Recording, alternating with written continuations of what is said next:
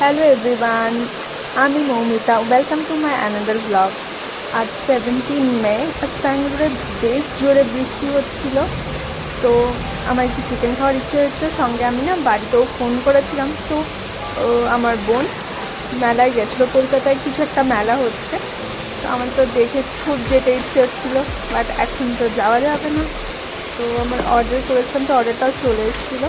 একটা চিকেনের প্যাকেট, সঙ্গে একটা পাকা আমের প্যাকেট আর একটা কাঁচা আম প্যাকেট নিয়েছিলাম। চাটনি খাওয়ার খেতেও খুব ভালো লাগে এই গরমে। তো চিকেনের প্যাকেটটাও চলে এসেছে। তো সঙ্গে সঙ্গে দেখলাম বোনকে তো ভিডিও পাঠিয়েছিল ওখানে মেলে, তো আরও যেতে ইচ্ছে হয়ে গেল। না কী করা যাবে, ভিডিওই দেখে নিচ্ছিলাম।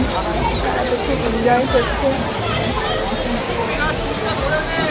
অনেক ছোটোবেলায় ব্রেক ডান্সগুলোতে উঠলাম, বাট এখন আর সেরকম ওঠা হয়ে ওঠে না। তো সেগুলোও নিজের সেলফিও পাঠাচ্ছিল, সেটাই দেখে নিচ্ছিলাম।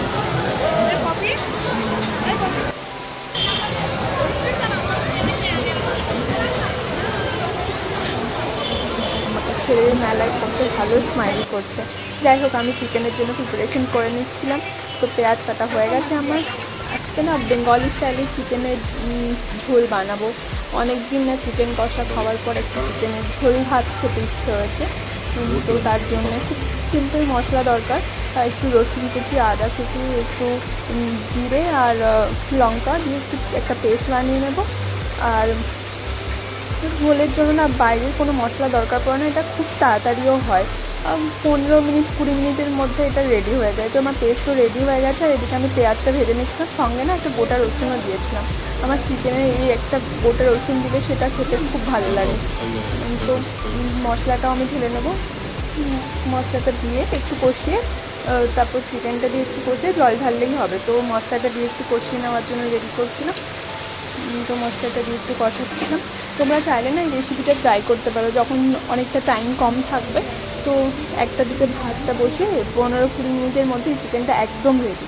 তো এবার টমেটোটা দিয়ে নিয়েছিলাম। তো মশলা আমার কষানো অলমোস্ট হয়ে গেছে। এরপর না হলুদ গুঁড়ো আর একটু ধনে গুঁড়ো দিয়ে নিচ্ছিলাম। তো সেটাও দিয়ে দেওয়া হয়ে গেছে, আর লবণটাও দিয়ে দিলাম। এবার টমেটো দিয়ে একটু ভালো করে কষিয়ে নেব। ততক্ষণ একটুখানি ভিডিও নিয়ে নিচ্ছিলাম।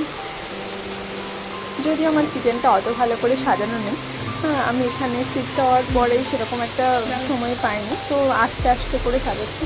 এবার চিকেনটা দিয়ে নিচ্ছিলাম। তো চিকেনটা আমার দেওয়া হয়ে যাচ্ছে।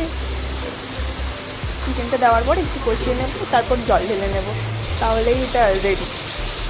এটাতে বেশি কিছু ঝামেলা হয় না বলে মাঝে মাঝে কখনো যদি সময় কম থাকে তাহলে এই চিকেনটা বানাতে খুব ভালো লাগে। তো চিকেন আমার কষানো রেডি হয়ে গেছে। এদিকে চিকেনটা ঢেকে ঢেকে কষে নিচ্ছিলাম। আর এবার জল দেওয়ার পালা। তো জলটা দিয়ে নেব। মেবি চিকেনটা না তেমন একটা ইয়ে হচ্ছে, লেগে গেছে মনে হচ্ছে তলে। হ্যাঁ, একটু বসে গেছে। যাই হোক, এবার জলটা দিয়ে নিলে আর বসছে না। তো অলমোস্ট চিকেন আমার রেডি, জলটা দিয়ে ফুটিয়ে নিয়েছি। তো ফাইনালি চিকেন রেডি হয়ে গেছে, ভাতও হয়ে গেছে, স্যালাডটাও কেটে ফেলেছি। স্যালাডে বেশি কিছু না, শসা, টমেটো আর একটু পেঁয়াজ কুচি আর লঙ্কা কুচি দিয়েছি, একটু বিট লবণ আর একটু লেবুর রস চেপে দিয়েছি। একদম টেস্টি লাগে। তো ভাত, চিকেন, স্যালাড সব রেডি হয়ে গেছে। এবার জাস্ট ডিনার করার পালা।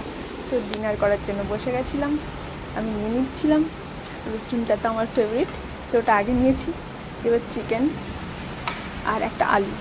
এই ঝোলটাতে না বেঙ্গলি স্টাইলে চিকেনের ঝোল ভাত, সেটাতে না আলুটা মাস্ট লাগবেই, আর আলুটা খেতেও ব্যাপক লাগে। তো সেটাই খেয়ে নিচ্ছিলাম। আর সঙ্গে না একটু সবজি সিদ্ধ ছিল সকালে, একটু হেলদি খাওয়া ভালো, তো সেটাও রেখেছিলাম যে একটু হেলদিও খাওয়া যাবে একটু ঝাল মশলার সাথে। তো চলো আমি ট্রাই করবো। ও, এই চিকেনটা না খুব সুন্দর সিদ্ধ হয়েছে, জাস্ট ট্রাই করবো। ও বাও, খুব সুন্দর হয়েছে খেতে। আমার তো চিকেন ফেভারিট, বাট যাদের পছন্দ নয় চিকেন তাদের এটা ভালো লাগবে। That's all, thank you for watching. Please like, comment and subscribe.